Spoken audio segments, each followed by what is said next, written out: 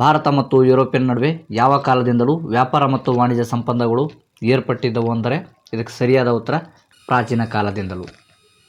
ಭಾರತದ ಯಾವ ಪದಾರ್ಥಗಳಿಗೆ ಯುರೋಪಿನಲ್ಲಿ ಅಪಾರ ಬೇಡಿಕೆ ಇತ್ತು? ಭಾರತದ ಸಾಂಬಾರು ಪದಾರ್ಥಗಳಾದ ಮೆಣಸು, ಜೀರಿಗೆ, ದಾಲ್ಚಿನ್ನಿ, ಏಲಕ್ಕಿ, ಶುಂಠಿ ಮುಂತಾದ ಉತ್ಪನ್ನಗಳಿಗೆ ಯುರೋಪ್ನಲ್ಲಿ ಅಪಾರ ಬೇಡಿಕೆ ಇತ್ತು. ರೋಮನ್ ಬೈಜಾಂಟಿಯಂ ಸಾಮ್ರಾಜ್ಯದ ರಾಜಧಾನಿ ಯಾವುದು? ರೋಮನ್ ಬೈಜಾಂಟಿಯಂ ಸಾಮ್ರಾಜ್ಯದ ರಾಜಧಾನಿ ಕಾನ್ಸ್ಟಾಂಟಿನೋಪಲ್ ನಗರ.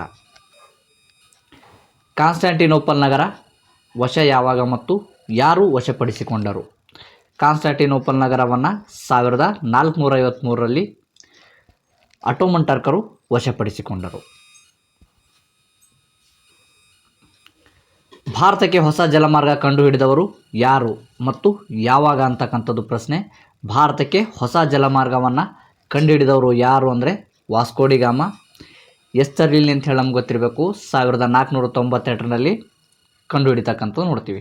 ಅದೇ ರೀತಿಯಾಗಿ ಏನದಂದ್ರೆ ಯಾವ ಒಂದು ತೀರಕ್ಕೆ ಬಂದು ತಲುಪಿದ್ರು ಅಂತ ಹೇಳಿ ನಮ್ಗೆ ಗೊತ್ತಿರಬೇಕು. ಭಾರತದ ಪಶ್ಚಿಮ ಕರಾವಳಿ ತೀರದ ಕಲ್ಲಿಕೋಟೆ ಸಮೀಪದ ಕ್ಯಾಪಡ್ಗೆ ಬಂದು ತಲುಪಿದನು ಅಂತ ಹೇಳಿ ನಮ್ಗೆ ಗೊತ್ತಿರಬೇಕು. ಸಮುದ್ರ ಮಾರ್ಗದ ಮೂಲಕ ಭಾರತಕ್ಕೆ ಬಂದ ಮೊದಲ ಯುರೋಪಿನ ನಾವಿಕ ಯಾರು? ಸಮುದ್ರ ಮಾರ್ಗದ ಮೂಲಕ ಭಾರತಕ್ಕೆ ಬಂದ ಮೊದಲ ಯುರೋಪಿನ ನಾವಿಕ ಯಾರು ಅಂದ್ರೆ ವಾಸ್ಕೋಡಿಗಾಮ. ಜಲಮಾರ್ಗದ ಮೂಲಕ ವ್ಯಾಪಾರಕ್ಕಾಗಿ ಭಾರತಕ್ಕೆ ಬಂದ ಮೊಟ್ಟ ಮೊದಲ ಯುರೋಪಿಯನರು ಅಂತಕ್ಕಂಥದ್ದು ಯಾರು ಅಂದರೆ ಪೋರ್ಚುಗೀಸರು. ಯುರೋಪಿನ ವ್ಯಾಪಾರದ ಮೇಲೆ ಏಕಸ್ವಾಮ್ಯವನ್ನು ಗಳಿಸಿದವರು ಯಾರು ಅಂತಕ್ಕಂಥದ್ದು ಪ್ರಶ್ನೆ. ಯಾರು ಅಂದರೆ ಇಟಲಿಯನ್ ವ್ಯಾಪಾರಿಗಳು. ಯಾವ ನಗರವನ್ನು ಯುರೋಪಿನ ವ್ಯಾಪಾರದ ಗೇಟ್ವೇ ಅಥವಾ ವ್ಯಾಪಾರದ ಹೆಬ್ಬಾಗಿಲು ಎಂದು ಕರೆಯಲಾಗುತ್ತದೆ? ಯಾವ ನಗರವನ್ನು ಯುರೋಪಿನ ವ್ಯಾಪಾರದ ಹೆಬ್ಬಾಗಿಲು ಅಥವಾ ಗೇಟ್ವೇ ಅಂಥೇಳಿ ಕರೆಯಲಾಗುತ್ತದೆ ಅಂತಕ್ಕಂಥದ್ದು ಪ್ರಶ್ನೆ. ಇದಕ್ಕೆ ಸರಿಯಾದ ಉತ್ತರ ಯಾವುದು ಅಂದ್ರೆ ಕಾನ್ಸ್ಟಾಂಟಿನೋಪಲ್ ನಗರವನ್ನು ಯುರೋಪಿನ ವ್ಯಾಪಾರದ ಹೆಬ್ಬಾಗಿಲು ಅಥವಾ ಯುರೋಪಿನ ವ್ಯಾಪಾರದ ಗೇಟ್ವೇ ಅಂಥೇಳಿ ಕರೀತಕ್ಕಂಥದ್ದು ನೋಡ್ತೀವಿ. ಭಾರತಕ್ಕೆ ಆಗಮಿಸಿದ ಮೊದಲ ಯುರೋಪಿಯನರು ಯಾರು ಅಂತಕ್ಕಂಥದ್ದು ಪ್ರಶ್ನೆ. ಭಾರತಕ್ಕೆ ಆಗಮಿಸಿದ ಮೊದಲ ಯುರೋಪಿಯನರು ಪೋರ್ಚುಗೀಸರು.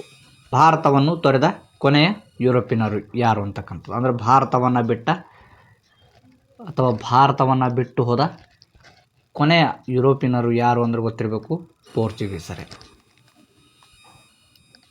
ಭಾರತದಲ್ಲಿ ಪೋರ್ಚುಗೀಸರ ಮೊದಲ ವೈಸರಾಯ್ ಯಾರು ಅಂತಕ್ಕಂಥದ್ದು ಪ್ರಶ್ನೆ. ಯಾರು ಅಂದ್ರೆ ಫ್ರಾನ್ಸಿಸ್ಕೋ ಡಿ ಅಲ್ಮೇಡಾ. ವಾಸ್ಕೋಡಿಗಾಮನ ನಂತರ ಪೋರ್ಚುಗೀಸರ ಮೊಟ್ಟ ಮೊದಲ ವೈಸರಾಯಿಯಾಗಿ ಭಾರತಕ್ಕೆ ಬಂದವನು ಯಾರು ಅಂತಕ್ಕಂಥದ್ದು ಅಂದರೆ ವಾಸ್ಕೋಡಿಗಾಮನ ನಂತರ ಪೋರ್ಚುಗೀಸರ ಮೊಟ್ಟ ಮೊದಲ ವೈಸರಾಯಿಯಾಗಿ ಭಾರತಕ್ಕೆ ಬಂದವನು ಯಾರು ಅಂದ್ರೆ ಫ್ರಾನ್ಸಿಸ್ಕೋ ಡಿ ಅಲ್ಮೇಡಾ. ಇವನ ನೀತಿ ಯಾವುದಾಗಿತ್ತು ಅಂದ್ರೆ ಗೊತ್ತಿರಬೇಕು. ಯಾವುದು ಅಂದ್ರೆ ನೀಲಿ ನೀರಿನ ನೀತಿ ಅಂಥೇಳಿ ನಮ್ಗೆ ಗೊತ್ತಿರಬೇಕು. ಅದೇ ರೀತಿಯಾಗಿ ನೋಡ್ತೀವಿ ನೀಲಿ ನೀರಿನ ನೀತಿ ಅಥವಾ ಬ್ಲೂ ವಾಟರ್ ಪಾಲಿಸಿ ಅಂತೇಳಿ ಕರಿತಕ್ಕಂಥದ್ದು ನೋಡ್ತೀವಿ. ಇದನ್ನು ಪರಿಚಯಿಸಿದವರು ಯಾರು ಅಂತಕ್ಕಂಥದ್ದು ಪ್ರಶ್ನೆ. ಯಾರು ಅಂದ್ರೆ ಫ್ರಾನ್ಸಿಸ್ಕೋ ಡಿ ಅಲ್ಮೇಡಾ. ನೀಲಿ ನೀರಿನ ನೀತಿ ಅಂದರೆ ಏನು ಅಂಥೇಳಿ ನಮ್ಗೆ ಗೊತ್ತಿರಬೇಕು. ಬ್ಲೂ ವಾಟರ್ ಪಾಲಿಸಿ ಅಂದರೆ ಏನು ಅಂಥೇಳಿ ನಮ್ಗೆ ಗೊತ್ತಿರಬೇಕು. ಅಂದ್ರೆ ಭೂಮಿಯ ಮೇಲಿನ ಆಧಿಪತ್ಯಕ್ಕೆ ಬದಲು ಸಮುದ್ರ ಮೇಲಿನ ಏಕಸ್ವಾಮ್ಯಕ್ಕಾಗಿ ನೌಕಾಶಕ್ತಿಯನ್ನು ಬಲಪಡಿಸುವ ಈ ಒಂದು ನೀತಿಯನ್ನು ಏನಂತ ಹೇಳಿ ಕರೀತಾರೆ ಅಂದ್ರೆ ನೀಲಿ ನೀರಿನ ನೀತಿ. ಅಂದ್ರೆ ಭೂಮಿಯ ಬದಲಿಗೆ ಸಮುದ್ರ ಮಾರ್ಗದ ಮೇಲೆ ಪ್ರಾಬಲ್ಯವನ್ನು ಹೊಂದುವುದಕ್ಕೆ ಏನಂತೇಳಿ ಕರೀತಾರೆ ಅಂದ್ರೆ ಬ್ಲೂ ವಾಟರ್ ಪಾಲಿಸಿ ಅಂತೇಳಿ ಕರೀತಾರೆ ಅಂತ ಹೇಳಿ ನಮ್ಗೆ ಗೊತ್ತಿರಬೇಕು. ಡಚ್ ಈಸ್ಟ್ ಇಂಡಿಯಾ ಕಂಪನಿಯು ಯಾವಾಗ ಸ್ಥಾಪನೆ ಆಯಿತು? ಭಾರತದಲ್ಲಿ ಡಚ್ ಈಸ್ಟ್ ಇಂಡಿಯಾ ಕಂಪನಿ ಯಾವಾಗ ಸ್ಥಾಪನೆ ಆಯಿತು ಅಂದ್ರೆ 1602ರಲ್ಲಿ ಸ್ಥಾಪನೆ ಆಯಿತು. ರಾಜ ಯಾರು? ವಯನಾಡಿನ ರಾಜ ಯಾರು ಅಂತಕ್ಕಂಥದ್ದು ಪ್ರಶ್ನೆ. ವಯನಾಡಿನ ರಾಜ ಯಾರು ಅಂದ್ರೆ ರಾಜ ಮಾರ್ತಾಂಡವರ್ಮ.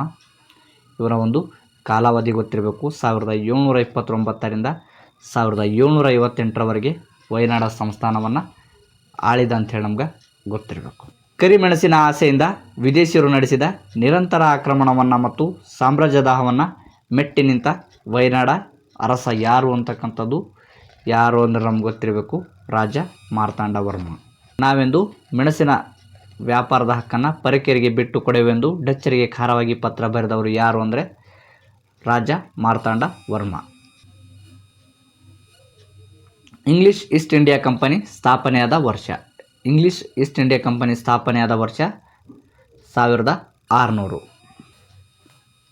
ಇಂಗ್ಲಿಷ್ ಈಸ್ಟ್ ಇಂಡಿಯಾ ಕಂಪನಿಗೆ ಪೂರ್ವ ದೇಶಗಳೊಂದಿಗೆ ವ್ಯಾಪಾರ ನಡೆಸಲು 15 ವರ್ಷಗಳ ಪರವಾನಗಿ ಯಾರು ನೀಡಿದರು ಅಂದರೆ ಇಂಗ್ಲೆಂಡಿನ ರಾಣಿ ಎಲಿಜಬೆತ್ ಅವರು ನೀಡಿದರು ಅಂತ ಹೇಳಿ ನಮ್ಗೆ ಗೊತ್ತಿರಬೇಕು.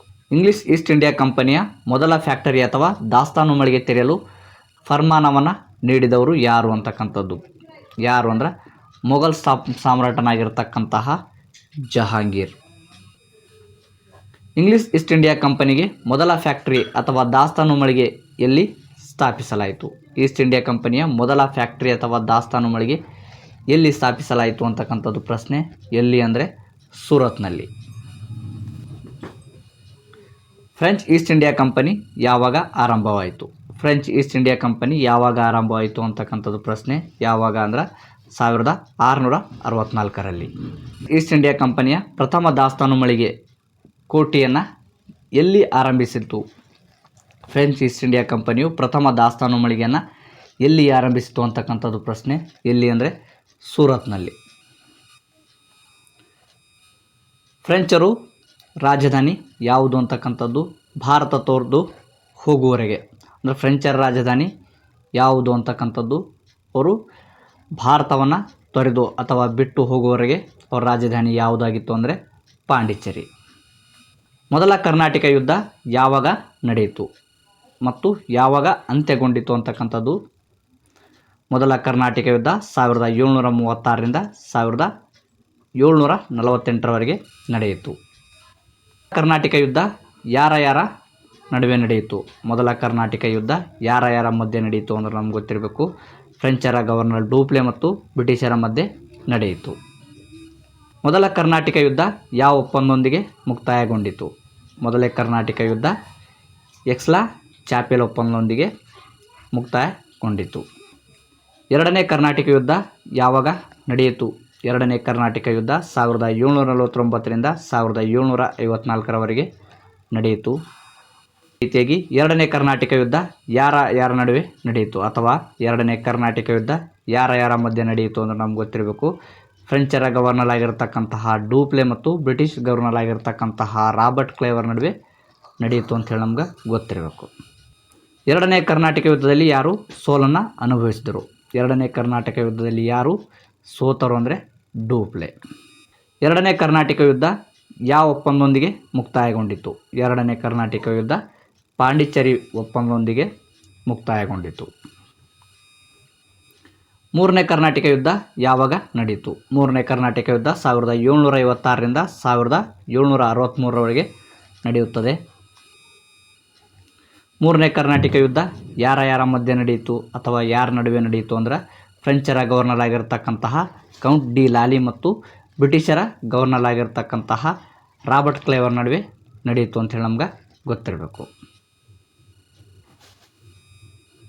ಮೂರನೇ ಕರ್ನಾಟಕ ಯುದ್ಧ ಈ ಒಂದು ಯುದ್ಧದಲ್ಲಿ ಯಾರು ಸೋತರು ಅಂತಕ್ಕಂಥದ್ದು ಅಂದರೆ ಮೂರನೇ ಕರ್ನಾಟಕ ಯುದ್ಧದಲ್ಲಿ ಯಾರು ಸೋತರು ಅಂದರೆ ಈ ಒಂದು ಯುದ್ಧದಲ್ಲಿ ಫ್ರೆಂಚರು ಸೋಲನ್ನು ಅನುಭವಿಸುತ್ತಾರೆ. ಅದೇ ರೀತಿಯಾಗಿ ಈ ಒಂದು ವೇಳೆಯಲ್ಲಿ ಕ್ರಿಸ್ತಶಕ 763ರಲ್ಲಿ ಯುರೋಪಿನಲ್ಲಿ ಸಪ್ತವಾರ್ಷಿಕ ಯುದ್ಧಗಳು ಕೊನೆಗೊಂಡು ತಕ್ಕಂಥದ್ದು ನೋಡ್ತೀವಿ. ಅಂದರೆ ಯಾವ ಒಪ್ಪಂದದ ಮೂಲಕ ಅಂತ ಹೇಳಿ ನಮ್ಗೆ ಗೊತ್ತಿರಬೇಕು. ಪ್ಯಾರಿಸ್ ಶಾಂತಿ ಒಪ್ಪಂದದ ಮೂಲಕ ಏನಂದರೆ ಈ ಒಂದು ಯುರೋಪ್ನಲ್ಲಿ ಸಪ್ತವಾರ್ಷಿಕ ಯುದ್ಧಗಳು ಕೊನೆಗೊಳ್ತಕ್ಕಂಥದ್ದು ನೋಡ್ತೀವಿ. ಅದೇ ರೀತಿ ಇಲ್ಲಿ ಕೂಡ ಪ್ರಶ್ನೆಯನ್ನು ಬರ್ತಕ್ಕಂಥದ್ದು ನೋಡ್ತೀವಿ. ಯಾವಾಗ ಯುರೋಪ್ನಲ್ಲಿ ಸಪ್ತವಾರ್ಷಿಕ ಯುದ್ಧಗಳು ಕೊನೆಗೊಂಡವು ಅಂಥೇಳಿ ಪ್ರಶ್ನೆ ಬರ್ತಕ್ಕಂಥದ್ದು ನೋಡ್ತೀವಿ. ಸೊ ಹಾಗಾಗಿ ನಮ್ಗೆ ಗೊತ್ತಿರಬೇಕು ಯಾವಾಗ ಅಂದರೆ ಕ್ರಿಸ್ತಶಕ 1763ರಲ್ಲಿ.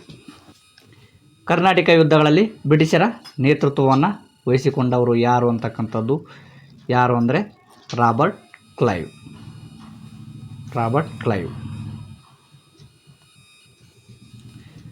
ಕರ್ನಾಟಕ ಯುದ್ಧಗಳಲ್ಲಿ ಬ್ರಿಟಿಷರು ಯಾರಿಗೆ ಬೆಂಬಲ ನೀಡಿದರು? ಕರ್ನಾಟಕ ಯುದ್ಧದಲ್ಲಿ ಬ್ರಿಟಿಷರು ಯಾರಿಗೆ ಬೆಂಬಲವನ್ನು ನೀಡಿದರು ಅಂದರೆ ಅನ್ವರುದ್ದೀನ್ಗೆ. ಕರ್ನಾಟಕ ಯುದ್ಧಗಳಲ್ಲಿ ಫ್ರೆಂಚರು ಯಾರಿಗೆ ಬೆಂಬಲವನ್ನು ನೀಡಿದರು ಅಂದರೆ ಚಂದಾ ಸಾಹೇಬನಿಗೆ. ವಾಂಡಿವಾಸ್ ಯುದ್ಧದಲ್ಲಿ ಫ್ರೆಂಚರನ್ನು ಸೋಲಿಸಿದ ಬ್ರಿಟಿಷ್ ಸೇನಾ ನಾಯಕ ಯಾರು ಅಂದರೆ ಗೊತ್ತಿರಬೇಕು. ಯಾರು ಅಂದರೆ ಸರ್ ಐರ್ಕೋಟ್. ಪ್ಲಾಸಿ ಕದನ ಯಾವಾಗ ನಡೆಯಿತು? ಪ್ಲಾಸಿ ಕದನ ಕ್ರಿಸ್ತಶಕ 1757ರಲ್ಲಿ ನಡೆಯಿತು. ಪ್ಲಾಸಿ ಕದನ ಯಾರ ನಡುವೆ ನಡೆಯಿತು ಅಥವಾ ಪ್ಲಾಸಿ ಕದನ ಯಾರ ಮಧ್ಯೆ ನಡೆಯಿತು ಅಂದರೆ ಸಿರಾಜುದ್ದೌಲಾ ಮತ್ತು ಬ್ರಿಟಿಷರ ನಡುವೆ ನಡೆಯಿತು. ಈ ಒಂದು ಪ್ಲಾಸಿ ಕದನಕ್ಕೆ ಕಾರಣ ಗೊತ್ತಿರಬೇಕು. ದಸ್ತಕಗಳ ದುರುಪಯೋಗ, ಅನುಮತಿ ಇಲ್ಲದೆ ಕೋಟೆಯ ದುರಸ್ತಿ ಮತ್ತು ಕಪ್ಪು ಕೋಣೆಯ ದುರಂತ ಅಂತೇಳಿ ನಮ್ಗೆ ಗೊತ್ತಿರಬೇಕು. ಪ್ಲಾಸಿ ಕದನದಲ್ಲಿ ಬ್ರಿಟಿಷರೊಂದಿಗೆ ಹೋರಾಡಿದ ಬಂಗಾಳದ ನವಾಬ ಯಾರು ಅಂತಕ್ಕಂಥದ್ದು. ಯಾರು ಅಂದ್ರೆ ಸಿರಾಜುದ್ದೌಲಾ. ಈ ಒಂದು ಪ್ಲಾಸಿ ಕದನದ ನಂತರ ಬಂಗಾಳದ ನವಾಬನಾದವರು ಯಾರು ಅಂತಕ್ಕಂಥ ಅಂದ್ರೆ ಪ್ಲಾಸಿ ಕದನ ನಡೆದ ನಂತರ ಬಂಗಾಳದ ನವಾಬನಾದವರು ಯಾರು ಅಂದ್ರೆ ಮೀರ್ ಜಾಫರ್. ಪ್ಲಾಸಿ ಕದನದಿಂದ ಬ್ರಿಟಿಷರಿಗೆ ಆದ ಲಾಭವೇನು? ಪ್ಲಾಸಿ ಕದನದಿಂದ ಬ್ರಿಟಿಷರಿಗೆ ಆದ ಲಾಭ ಅಂದರೆ 24 ಪರಗಣ ಮೇಲಿನ ಜಮೀನ್ದಾರಿ ಹಕ್ಕನ್ನು ಪಡೆದರು ಅಂತಕ್ಕಂಥ. ಬಕ್ಸಾರ್ ಕದನ ಯಾವಾಗ ನಡೆಯಿತು? ಬಕ್ಸಾರ್ ಕದನ ಯಾವಾಗ ನಡೆಯಿತು ಅಂದ್ರೆ 1764ರಲ್ಲಿ ನಡೆಯಿತು.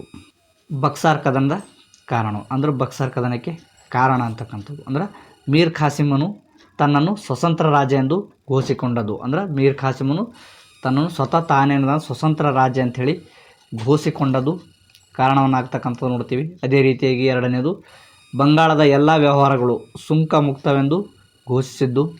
ಮೂರನೇದು ದಸ್ತಕಗಳ ಒಂದು ದುರುಪಯೋಗ ಅಂತಕ್ಕಂಥ. ದಿವಾನಿ ಹಕ್ಕು ಎಂದರೇನು? ದಿವಾನಿ ಹಕ್ಕು ಅಂದ್ರೆ ಭೂಕಂದಾಯದ ವಸೂಲಿ ಮಾಡುವ ಹಕ್ಕು ಅಂಥೇಳಿ ಕರಿತಕ್ಕಂಥದ್ದು ನೋಡ್ತೀವಿ.